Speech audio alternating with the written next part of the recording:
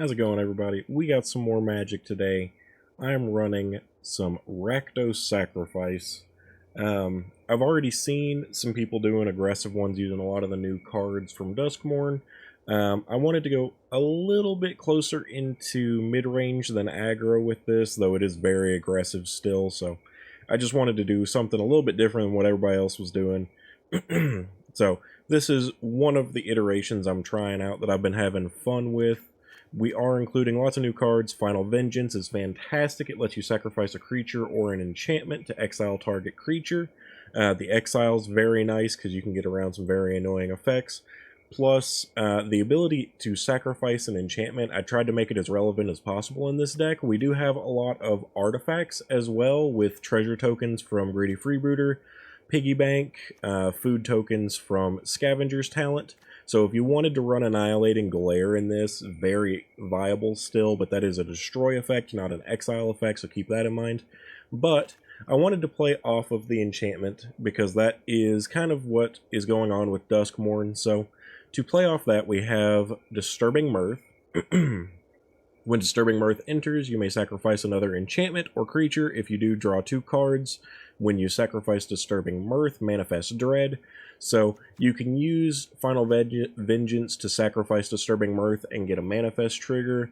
And so far, my favorite use of both of these is in combination with Spiteful Hexmage, because you've got your enchantment aura, the Cursed Roll token, which you can sacrifice to trigger this, You can sacrifice it for Braids. We've got Urbrask's Forge, so we've got all of the Phyrexian Horror creature tokens that we can sacrifice for abilities, anything involving sacrificing a creature.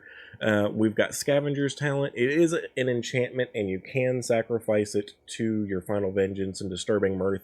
However, I would probably recommend against it, because you get so much value from this card. Anytime a creature you control dies once per turn, you can't do it more than once per turn, but it can be done on opponent's turn as well. So you create a food token, which you can pay 2 sacrifice for 3 life.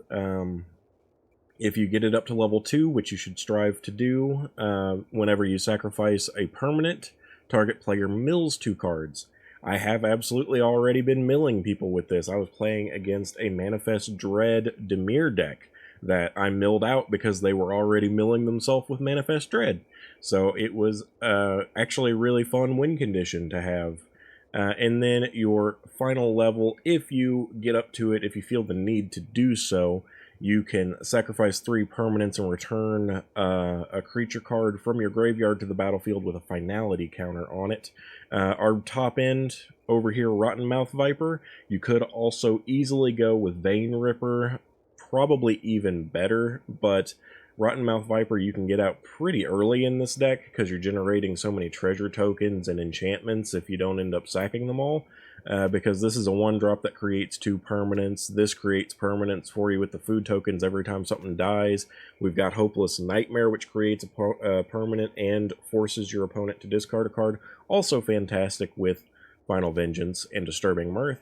So plenty of permanent cards that stay on the battlefield for you that create sacrifice fodder for the Rottenmouth Viper.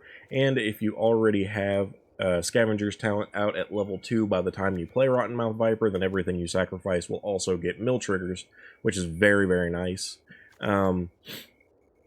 I had already been playing with this during Bloomburrow, but Urbrask's Forge plus Scavenger's Talent is just infinite value. You get Urbrask's Forge out, and every single one of the Phyrexian Horror tokens that sacrifices at the end of turn can get mill triggers for you if you've already got it up to level 2, but even if you don't, just sacrificing that creature at your end step every turn will guarantee you a food token every single turn, which, like I said, is just infinite value. I'm planning on making a more artifact-focused version of this deck that uses the, I think it's Performing Percussionist in here, as well as, so I'll probably take out like the Hopeless Nightmares, go for the Percussionist, and up the Greedy Freebooters, use Annihilating Glare, maybe in place of Final Vengeance, or in addition to, maybe I reduce the Final Vengeance down to 2 or 3 or something like that, and then go with like a playset of Annihilating Glare instead, we'd probably swap out the Spiteful Hex Mage. Even though he's good, I don't think it would be as viable if we're... It still could, because we could still keep in a few Final Vengeance, a few Disturbing Mirth, but if we're focusing on Artifact rather than enchantments, it's just another idea. So I'll probably do another Rakdos Sacrifice deck later, once I get that figured out. But I wanted to play into the Sacrifice enchantments right now, since that's such a big thing. We do have a couple of Sawblade Skin Ripper. Fantastic card and easily a win condition. However, there's a lot of 3-drops in this deck, and sometimes the mana doesn't want to cooperate, so I did cut it down to quite a few less, so that I could prioritize Braids and Urbrask's Forge, since it's so important to play with all of our Sacrifice. So we do have Sawblade Skin Ripper, but only as a 2-of in this. You could potentially run more, but I'm still, like I said, I've got a lot of ideas for these decks that I'm playing around with. And then, like I said, Rottenmouth Viper, big top end. You could easily go instead with the Vein Ripper. Very likely that I would do so if I do this as a more artifact-focused, because maybe I'd drop down these Disturbing Mirths and stuff like that, remove these Hopeless Nightmares, and run some Vein Rippers, focus more on creature and artifact sacrifice. Because with these piggy banks and a full set of greedy freebooters, you shouldn't have any difficulty whatsoever getting up to 6 mana, as long as you don't burn it early. But anyway, that's what I've got so far. We do have a couple of Fountain Ports in this, since this isn't strictly aggro. We could afford them a little bit better, giving us the opportunity to get card draw as well off of our enchantments that we can sacrifice. Because these Cursed Roll tokens are tokens, you can sacrifice them also for Fountain Port. So just another really good synergy that I found with that. So lots of card draw options with things like Disturbing Mirth, Fountain Port, Braids.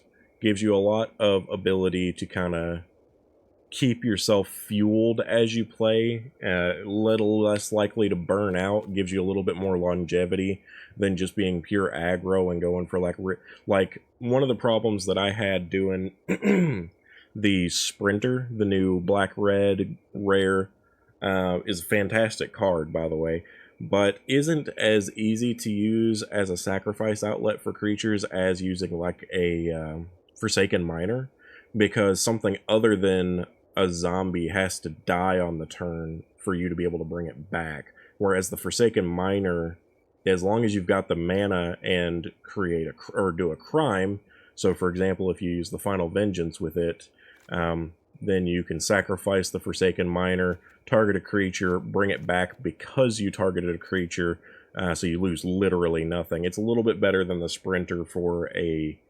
constant sacrifice outlet, but the Sprinter is very nice in the ability to bring it back as long as anything else dies, which is usually doable. But it's more aggressive with it having haste, and is better with Percussionist and things like that. So there's a very good likelihood that you would want to put Sprinter in instead of Hex Mage if you're doing the artifact-focused version that I was talking about. Which, if you're doing artifacts, you can also use the pay to sacrifice an artifact and create a 3/1 card, which I would probably do. Like I said, I've still got a lot of thoughts on that deck too that I'm going to have to be playing with. But this is what I was playing with yesterday after finishing up my Orzhov video, which I'm also working on another version of that deck. But let's go ahead and give this a try. Nothing crazy with land. I do have the Blazemire Verge in here as well. The new Duskmourn dual land. Counts as a swamp, primarily. So I had a little bit of difficulty with this card in when I was trying to get Percussionists out, which is another reason I removed it. But it's great for Spiteful Hex Mage if you have this, because it counts as black when you don't have a swamp or a mountain, and then you can tap it for red whenever you do have a swamp or a mountain, so it enables some of these 2-drop mountain cards or 3-drop mountain cards a little bit better than the 1-drops. Didn't always come up to matter, but since we are running Blackcleave Cliffs, Sulphurous Springs, and Fountain Port. More often than not, this will be a swamp only in the early game until you can get like the mountains or swamps, unless you just play one of these turn 1 and then go into the Verge. But either way, that was just something I had noticed as well. I'm going to go ahead and start getting into games. I hope you guys like what we've got going on here. And like I said, I've got some other plans as well for more Rakdos Sacrifice, more Orzhov tokens. As I get the cards for it, I'll probably dip into Golgari and maybe Dimir as well.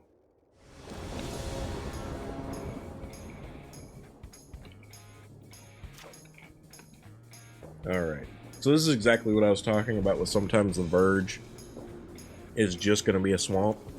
But that looks totally fine with this. I don't like that I don't have a second colored mana so that I could do Disturbing Mirth, but we'll probably get there. So I'm going to go ahead and keep this. We are on the draw, which makes it a little bit more likely. Yeah, so there's already an option for that. I'm going to go with the Spiteful Hex Mage then, and probably go for Disturbing Mirth to get rid of the Cursed Roll, if he doesn't blow out the creature.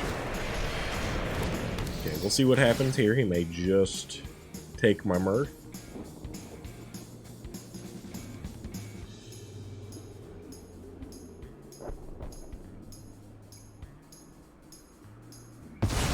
Yep, and that is exactly what happened. So what we are going to do is go here. I don't hate this through line at all, actually.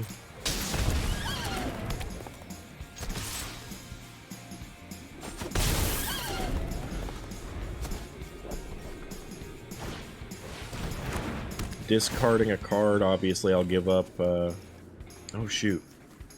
Well, that's fine. I'll give up this. Really? Wonderful. That is not what I wanted to happen. Should've just got rid of the land with that being the case. But anyway, we'll go with Disturbing Mirth now. Draw 2 more cards to get back a little bit from that mistake.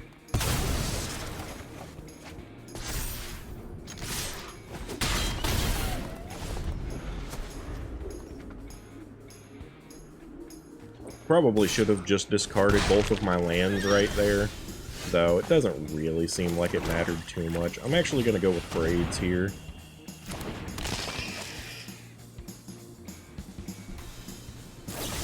Looks like they felt Braids was enough of a target to actually focus on. Which is too bad. I would have liked to have sacrificed my Mirth for the Manifest Dread trigger. But not a big deal, actually.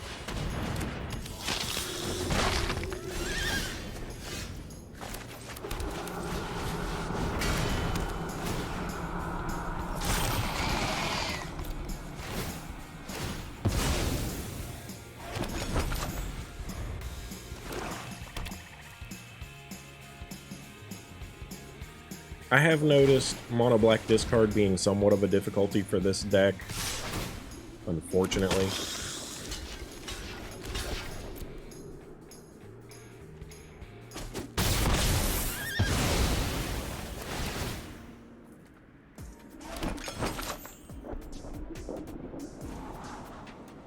Final Vengeance is pretty okay. I think I'll probably keep it.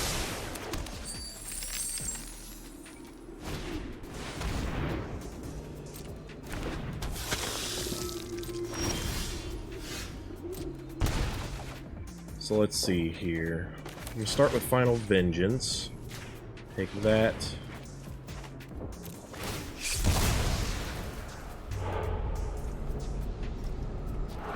That doesn't really matter.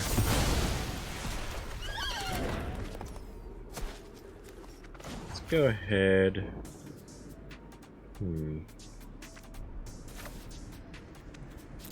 If I level that up, I can't go for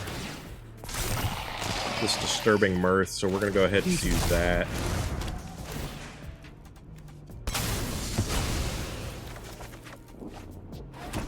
And actually, I could have. But let's go here.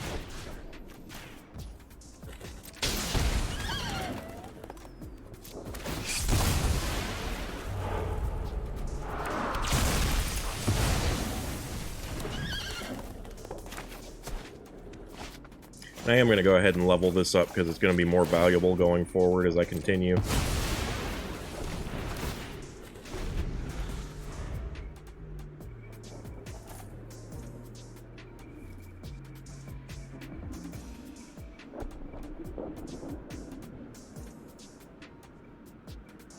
Would like to keep the Hopeless Nightmare and get it down. I don't know if we'll be able to. Do have a Fountain Port, so we can easily draw a card to avoid the Restless. If well, so we're having to discard that, but no big deal there. Probably killing Liliana here. Yeah. So, I'm just gonna eat a food.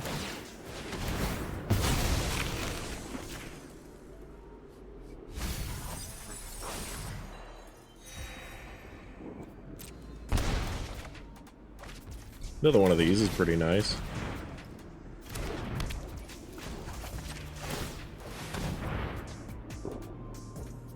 He's going to start getting milled pretty hard here.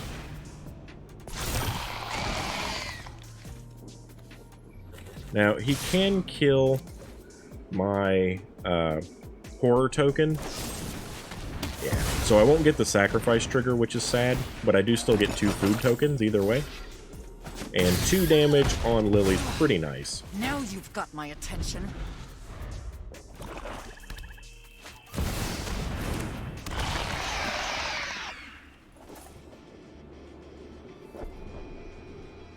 Do we have anything in our graveyard we care very much for getting back? There is a Braids, which definitely has some potential. You won't I'm be losing 4 life here, which sucks. Ooh, that's sad.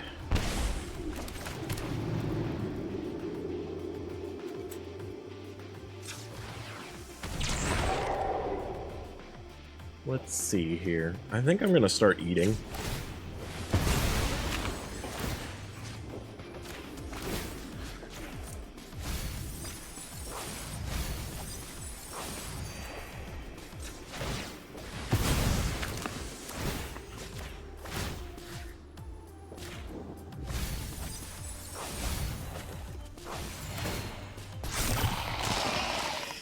And then, unfortunately, I still think the most viable option is to attack with everything here.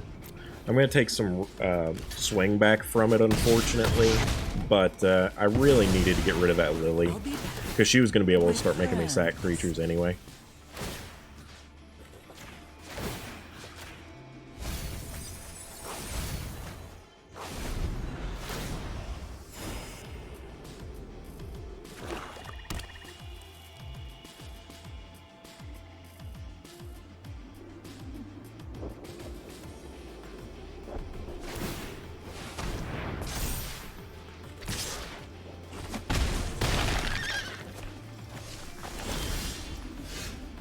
So let's go ahead and eat.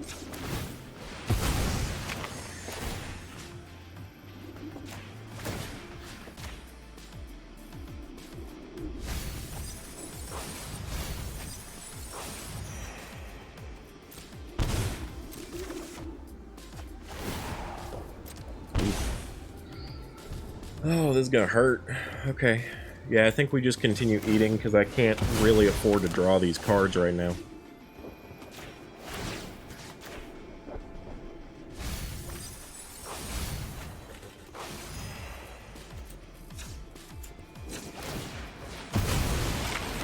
We're going to get one more sacrifice trigger at the end of the turn with the Forge token.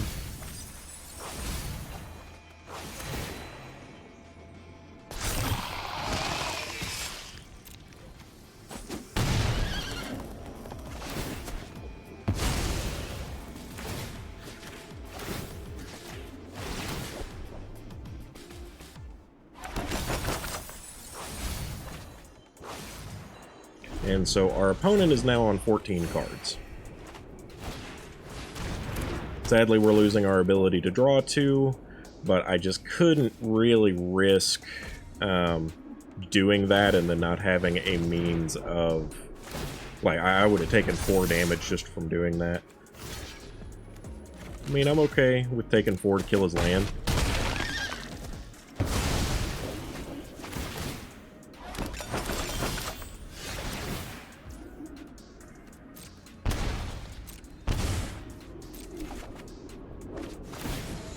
Another Forge token. Gosh, I don't think I can afford to even do it.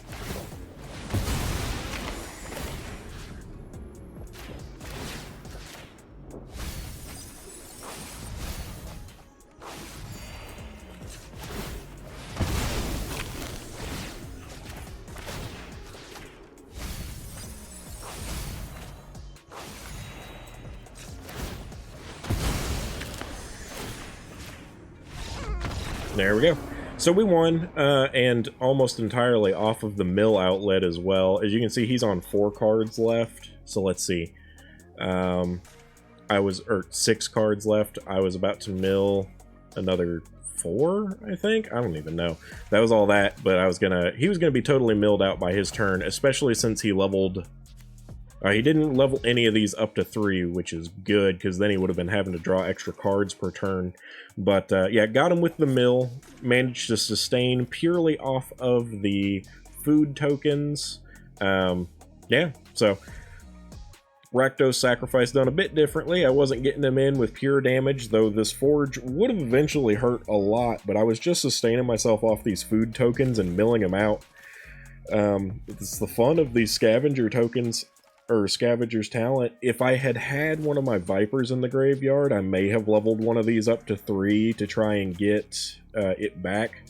So there's some merit to milling yourself with it to try and get that sort of a play going. But where I was at and where I was losing so much health per turn, this was really the answer, was just keep eating food, healing, and milling. So because they were at least going to be milled for another 4, 5, 6 cards, maybe 8 cards. I don't really know where this triggered. So, yeah. But he was totally ruined there by that. Couldn't use any of these. All of them were in his graveyard. So, a fun option when going up against something that you can't get the damage in because they keep killing all of your creatures. Black loves to do that. So if you just can't keep any creatures on board, just eat and mill. But there you go. That was actually a fun win. I'm glad I got to show that.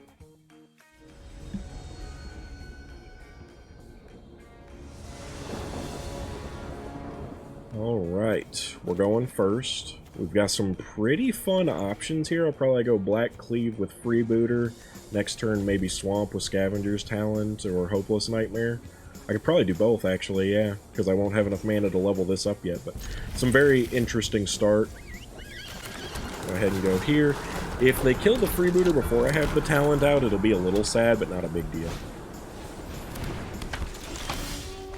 Okay, and then, like I said, Swamp.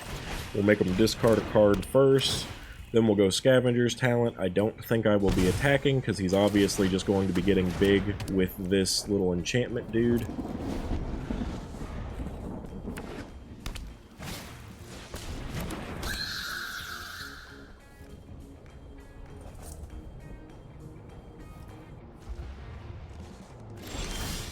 Okay, I'll go here and get the Skin Ripper out, which will be fun.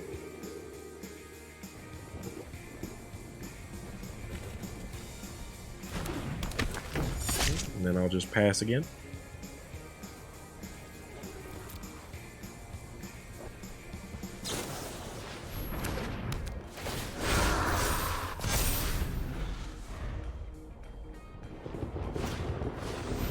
So, in this situation, it would have been really nice to have the -3/-3 enchantment that removes ward and hexproof from things. That would have been pretty great.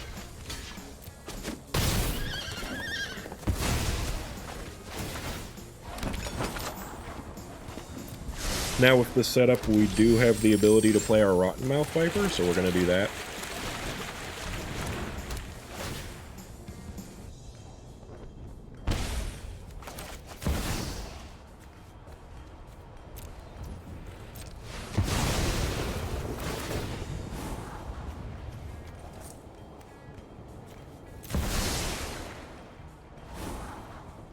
Forge is pretty nice. I don't think Viper is good enough here.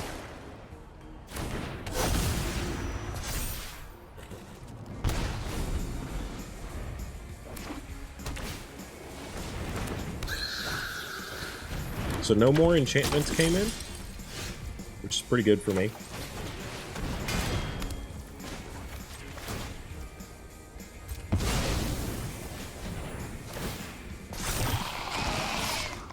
Maybe we can get him to sacrifice some permanents here. He'll want to double block that to kill it, though, probably.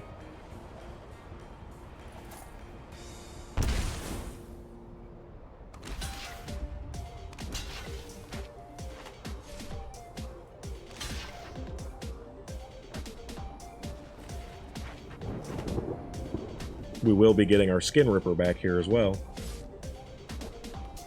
Because anything that he blocks with is going to be giving it us. So, yeah, just get rid of both of you. Got rid of all of his enchantments there by doing that as well. And we'll ping that. And make him mill a little bit, too.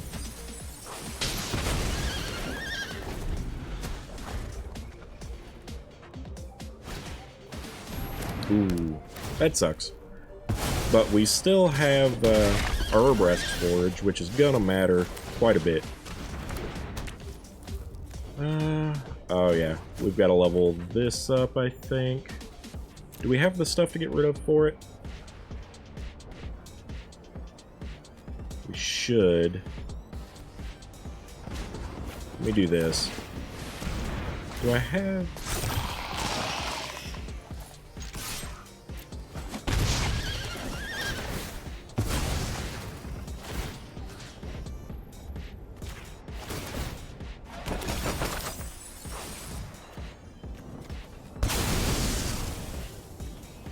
There you go. So that's how you want to do that. You want to make sure that you get both the food tokens, and that will give you the ability to get the Viper back off of one death.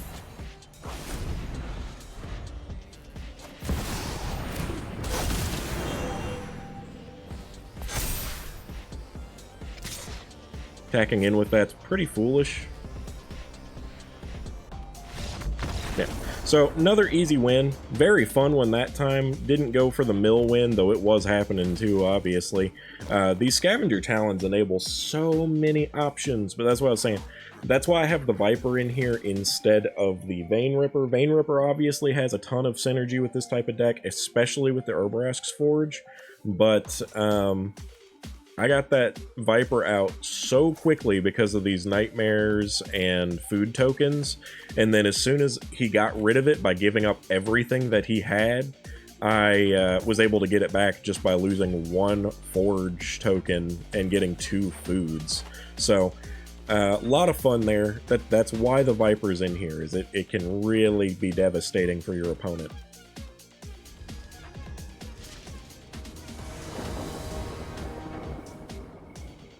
Alright guys, we had a third win straight, but the third one was just a non-play. They didn't even do anything, so I'm going to cut it from the video. But this looks like a really decent opening hand. Not a lot of tricks to play around with, but we've got Freebooter into Piggy Bank, into the Skin Ripper, so can't complain too much.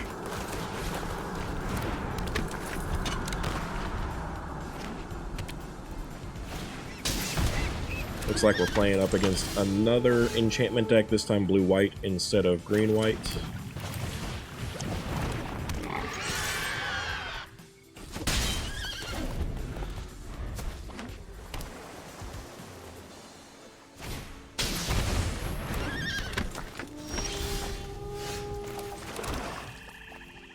Okay, so this will make gremlins with Eerie. This increases with tokens.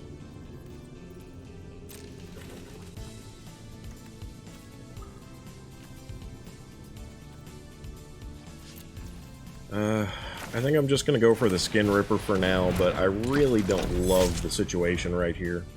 I wanted to kill everything before he could potentially get Hexproof or Ward on anything. I may still have a chance here if he doesn't get another land.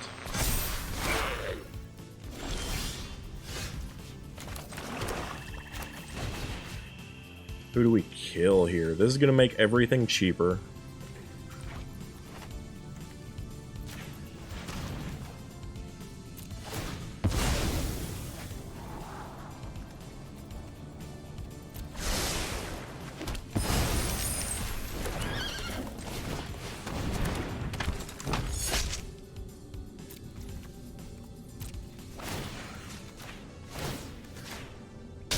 Okay, so that cleaned up the board a little bit at least.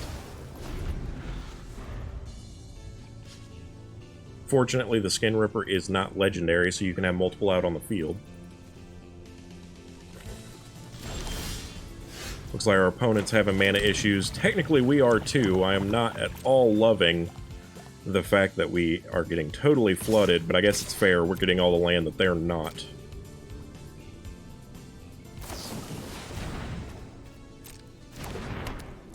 Okay, his creature now flies. And he has a gremlin. If he decides to block, though, that's detrimental to him. I could deal 2 damage if I sacrifice. It's got hexproof now, though. Yeah, I think I'm still better off just passing, honestly.